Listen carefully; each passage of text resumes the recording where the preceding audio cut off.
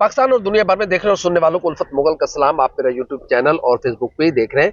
अच्छे खासे लोग अपने सफर पर और सही सिम पर जा रहे होते हैं, लेकिन पता नहीं क्यों वो चलते चलते एक बम को लात मारते हैं और फिर न उनके हाथ आसमान को लगते हैं न पाँव जमीन को छू पाते हैं। यही कुछ हुआ है जेएलएम के एक इंजीनियर मोहम्मद अली मिर्जा के साथ, जो बड़े अपनी जात में बड़े इंटेलेक्चुअल बने हुए थे और लोग उनकी बात भी सुनते थे, इसमें भी कोई शक नहीं है। अच्छी खासी उनकी फॉलोअरशिप थी, लेकिन पता नहीं किसने कहा कि मिर्जा साहब ये बिजली की नंगी तारों को हाथ लगा दें। उस साहब ने हाथ लगाया, उस वक्त वो लटके हुए हैं। हालांकि उनके सामने बहुत सारी मिसालें मौजूद थी। कासिम अली शाह जो कि एक बड़े मोटिवेशन स्पीकर थे, बड़े लोग यूनिवर्सिटीज में स्टूडेंट को बुलाते थे, उस वक्त से बेचारे बेरोजगार फिर रहे हैं। अब उनकी किताबें कोई नहीं खरीद रहा, वो रोज नए नए पैगाम भेज रहे हैं, मेरी ये बुक नहीं आई है, मेरी ये बुक नहीं आई है। एक और बच्चा था इस्लामाबाद में, अच्छे खासे 5-7 हज़ार रुपए कमा लेता था, गोल्डन बॉय। लेकिन इन लोगों से मुस्तकबिल से किसी ने नहीं सीखा कि भाई इस नंगी तार को ना छेड़ें जिससे लोग प्यार करते हैं। इस पर बात करने के लिए हमारे साथ मौजूद है सीनियर साफी आरिफ मलिक साहब। मलिक साहब, इंजीनियर मोहम्मद अली मिर्जा को क्या पड़ी थी कि बिजली के नंगे तारों को हाथ लगा के मुन्नी बदनाम हो गई? याद है आपको इंजीनियर के मिर्जा कहता था कि खाने काबा की छत के ऊपर भी चढ़ के ये एस्टेब्लिशमेंट वाले तौबा करें, हम तब भी मानने को तैयार नहीं होंगे, ये खुदा की कसम यहाँ से उठाएं। तो इतना वायरल हुआ था, लोगों ने कहा क्या बात है इंजीनियर का, इमरान खान को सपोर्ट, इमरान खान के हक में नहीं लेकिन उनको पॉजिटिव बातें कर रहा था, लोग सुन रहे थे। मैं खुद उसका फॉलोवर था, मैं उसकी मजहबी चीजें सुन रहा था, कई चीजें हम जानने के लिए कि यार इस पे इसका क्या पॉइंट ऑफ व्यू है, मजहब के हवाले से कुछ चीजें हैं, कोई नमाज के हवाले से। तो जब से ये चीज शुरू हुई तो थोड़ा सा हमारा ज़हन भी पिछड़ के, मतलब कि कोई कहे आपको प्रेशराइज करे तो मतलब ईमान ही बेच दोगे। मतलब आप एक मजहबी रहनुमा हैं, मजहब के नाम पर आप चीजें करते हैं, लोगों को बताते हैं कि ये चीजें करें, और आप उधर हमें कूफा की जंग के हवाले से बताते रहे कि वहां पर किस तरह इमाम हुसैन 72 लोगों ने कैसे मुकाबला किया करबला में, तो कैसे मुकाबला किया, और ये करते रहे। और आज ये सूरत हाल है कि इंजीनियर साहब को किसी ने प्रेशराइज किया और इंजीनियर साहब आप काबे की छत के ऊपर खुद जाके कहेंगे, तब भी लोगों ने इनकी बात नहीं मानी। सूरत हाल अब ये हो गई है, ये कहते थे कि काबे की छत के ऊपर ये भी जाएंगे ना, वहां पे भी कसम उठा लेंगे तो लोग फिर भी इनकी बात पे एतबार नहीं करेंगे कि इमरान खान ये करता है, ये एस्टेब्लिशमेंट ये करती है।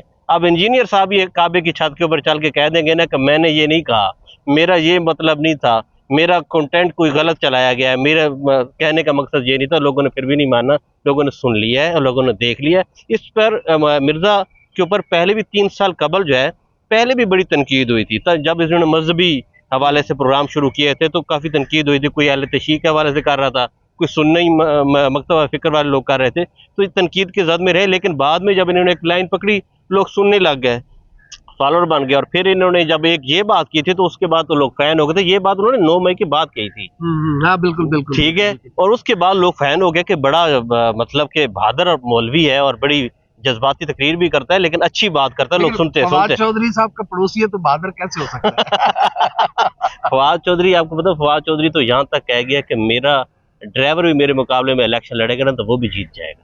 ये जब उन्होंने पीटीआई छोड़ी, जी पीटीआई छोड़ी, पीटीआई छोड़ने के बाद उसने कहा कि मेरे मुकाबले में मेरा ड्राइवर भी खड़ा हो गया जेएलएम से तो वो भी जीत जाएगा। ये सूरत हाल बनी हुई है। और यहाँ मोहम्मद अली मिर्जा के सामने था कासिम अली शाह, जब जमान पार्क मिलके निकला हीरो था, पता नहीं कैसे कहा कि सीधा मॉडल टाउन चले जाओ, उसके साथ क्या हुआ बेचारे के साथ? देख लेना, सूरत हाल ये है कि लोग थोड़ी सी वो फोन को है ना वो होल्ड नहीं करवा सकते थोड़ी देर के लिए कि यार मैं कुछ और मजहब भी अपना चला तो मेरा ये मौकफ ना भी चले, मैं नहीं करता ही, बात ही नहीं करता। लोग पीछे हट जाते हैं, चलो यार भैया बात है, हम ना हमने पहले वाले मौकफ की तहरीर करते हैं ना माँ वाले मौकफ की तहरीर करते हैं, तो आराम से अपना मजहब के हवाले से गुफ्तगू करते हुए चलता रहता है। मौलवी साहब को पता नहीं किसने, लगता है ज्यादा कोई डंडा आया है, तो मौलवी साहब ने कहा कि वो जो इमरान रियाज है और जो इमरान खान है वो इस तरह है, वो सियासत में जब पाँव रखेंगे तो इस तरह का हशर तो होगा। और फिर इस पॉलिटिकल जमात जिनका इतना इस वक्त वोट बैंक भी है, पंजाब के अंदर भी पाकिस्तान के अंदर भी उनके फॉलोअर हैं, वो जब सोशल मीडिया के ऊपर पढ़ते हैं, कासिम अली शाह को आप देखा होगा कि कैसे मोटिवेशनल स्पीकर जो है वो कैसे मोटिवेशनल स्पीकर से वो डीमोटिवेशनल स्पीकर हुए हैं। आप वो अलमरा की चेयरमैन ही लेके बैठे, छोड़ गए थे, वो भी छोड़ बैठे, बिल्कुल वेले। अब वेले आप आजकल वीलॉग कर रहे हैं, कभी किसके साथ कभी किसके साथ वीलॉग कर रहे हैं। तो उन्होंने आपको पता है बाद में खुद कहा था कि यार मेरे तो रोजी रोटी बंद हो गई है। आपके मेरे मुश्तरका दोस्त ने, नाम नहीं लेना अच्छा बनता जी, मुझे फोन किया कि यार कासिम अली शाह कह रहे हैं कि मुझे फलां से मिलवा दो। तो मैंने उनसे कहा, उन्होंने कहा ठीक है जब आए मिल लें। अब लोग कासिम अली शाह से मिलने को तरस रहे थे, जब से उसने एक वो अलग लाइन ली तो फिर उसके बाद ये हो गया। अच्छा, ऐसे ही होता है। जब आप देखें ना, एक मोटिवेशनल स्पीकर जब सियासत में इंटर होगा, आप उस साइड पे भी जाएंगे, आप इस साइड पे भी आएंगे, दोनों के आप कंपैरिजन करके फिर आप कहेंगे कि ये अच्छा है और वो गंदा है, उससे मेरी मुलाकात हुई वो इस तरह, और उसके पास आप जाके टिकट मांग रहे हो। हाँ। जिसके बारे में आप बात कर रहे हो उससे कह रहे हो कि मुझे टिकट मिल सकती है, तो वो आगे से खान साहब से उन्होंने कहा था हम देखेंगे, ये फिर बताएंगे कि आपको टिकट मिल सकती है या नहीं मिल सकती है। तो यहाँ पर फिर उन्होंने शहबाज साहब से मुलाकात की। उस मुलाकात के बाद तो फिर उनकी रोली गया, उसके बाद वो संभल ही नहीं सके। अच्छा, इंजीनियर साहब के पास वो इस्लामाबाद का एक छोटा सा गोल्डन बॉय था, 5-7 हज़ार रुपए करीब कमा। ऐसे कई लोग हैं, ऐसे कई लोग हैं। अब मंसूर अली खान को देख लें, ये जब से पीएमएलएन की टो ले रहे थे, जरा स्लोली चल रहे थे, उन्होंने थोड़ी सी टो चेंज की है और थोड़ा सा खान साहब को ऐसे साइड देते हैं, तो उनका देखें किस तरह व्यूअरशिप बनी हुई है, वीलॉग उनका कैसे चल रहा है। एक इसको हम अब संजीदा लेते हैं। देखिए, ये एक पैगाम है लोगों की तरफ से। मोहम्मद अली मिर्जा साहब दीन की बात करते थे, मजहबी बातें करते थे, लोगों को मुख्तलिफ बुक्स के हवाले दे के वो चीजें करते थे, लोग उनको पसंद करते थे, लोग उनकी बात सुनते थे, चाहे वो किसी को अच्छी लगती थी या नहीं लगती थी। लेकिन जब उन्होंने इस तरह की बात की, पॉलिटिकल बात की और एक पॉपुलर लीडर पर इल्जाम लगाया, तो ये जो लोगों का रिएक्शन आया है, क्या इसको हम अगले इलेक्शन से नफी नहीं कर सकते? या कर सकते देखने वालों के लिए ये निशानियां नहीं है? बिल्कुल निशानियां है। आप देख लें कि पीएमएलएन ने एक पोल करवाया है, ठीक है, और इस माहौल में करवाया है कि जब नवाज शरीफ भी आ चुका हुआ है और ये सारी सूरत हाल लग भी रही है, उनके फेवर में जा रही है, इस सूरत हाल में पोल करवाया। लेकिन उस पोल में जो है ना पीटीआई जो है ना वो 90% पे चली गई है और पीएमएलएन जो है वो 70 और 65 पर चली गई है। ये सिर्फ ये नहीं, दानियाल अजीज ने एक पोल करवाया है अमेरिका के कुछ कंपनीज के साथ, पंजाब के अंदर, पूरे पाकिस्तान के अंदर, खुसूसन पंजाब में मुख्तलिफ हल्कों का पोल करवाया, जिसके बाद वो इलेक्टेबल ढूंढने निकले। हाँ जी, पोल करवाया। और उस पोल के अंदर उन्होंने ये भी किया कि जो लोगों के सामने ये राय रखी कि अगर हम पीटीआई का बंदा तोड़ के हम पीएमएलएन में ले आए, 3 बंदे उन्होंने चूज किए और कहा ये फलां जो हल्के का बंदा है, ये पीटीआई का, ये हमारे साथ खड़ा हो जाए, और फिर उन्होंने कहा हम कितने वोट ले सकते हैं। तो उस टोटल तादाद उसमें जो पोल के अंदर आई है, जो इन्होंने पार्टी को बताई है, उसमें 30 से 32 सीटें पंजाब के अंदर इन्हें मिल रही हैं।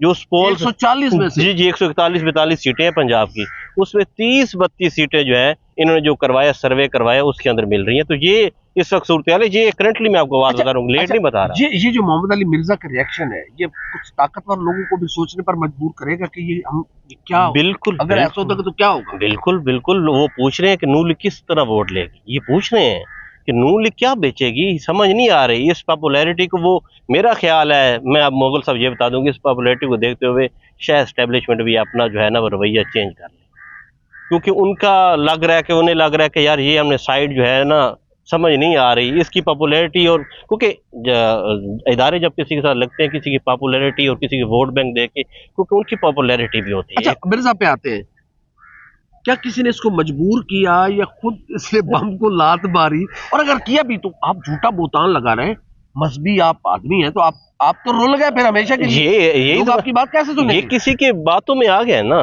किसी के स्टिक के नीचे आ गए हैं, और स्टिक के नीचे आके खुद अब दब गए हैं। अब ये लोगों को ये कह रहे हैं मेरे तो फॉलोअर, मैं तो खुद बनाए हुए, मैं पैसे नहीं लेता था। बेशक पैसे ना लेते हो, लेकिन एक आपकी इमेज बनी हुई थी लोगों के ज़हनों में, वो खत्म हो गई है। यानी कि लोगों की इमेज बनाता भी इमरान खान है, एक वक्ती है, तोड़ता भी इमरान खान है आज के माहौल में। बिल्कुल ऐसे ही है। खान साहब मशवरा देंगे? मैं तो मशवरा यही दूंगा कि संभल के चलें, इस तरह नहीं। ठीक है, आप अपना पॉइंट ऑफ व्यू रखते हैं, लेकिन किसी के ऊपर तनकीद बैलेंस करके करें तो ज्यादा अच्छा होगा, ताकि लोगों को समझ भी है कि ये बैलेंस बात कर रहे हैं और बैलेंस ये तनकीद कर रहे हैं, तो वो अच्छा भी होगा, लोग भी सुनेंगे, लोग आपकी इज्जत भी करेंगे। बहुत शुक्रिया आरिफ मलिक साहब। बम को लात नहीं मारनी चाहिए, और ये इस तरह की ज़ाहिर है एक इन्वायरमेंट है, इस वक्त एक फिनोमेना है इमरान खान का जो हकीकत रखता है, जो बिल्कुल ऑन ग्राउंड मौजूद है। जितना भी कोई माहिर तिराक हो, दरिया के मुखालिफ सिमत कितना तैरेगा, थोड़ी देर के बाद थक जाएगा। कबल इसके थकने से बेहतर है कि हवा दरिया के साथ साथ तैरे, लंबा सफर करेंगे। मेरे कहने का मकसद यह है कि अगर इन हालात में कोई ऐसी हुकूमत आती है जिसको अवाम की सपोर्ट नहीं होगी, उस हुकूमत को फिर हाशर मोहम्मद अली मिर्जा से मुख्तलिफ नहीं होगा, माजरत के साथ। हमारी वीडियो आपको कैसे लगी? लाइक करें, कमेंट करें, सब्सक्राइब करें, बेल आइकन को बटन दबाएं ताकि हमारी वीडियो सबसे पहले आप तक पहुंचे।